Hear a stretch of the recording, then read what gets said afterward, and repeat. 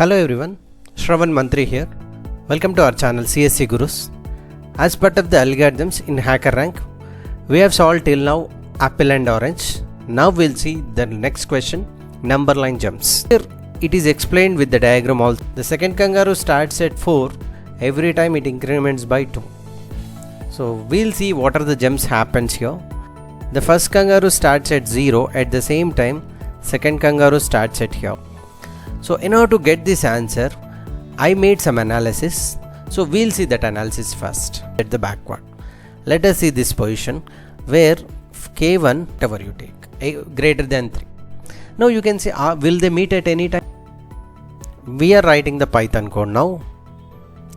Here never they meet, and of course x2 is less than x1 and v2 less than, which means execute this one.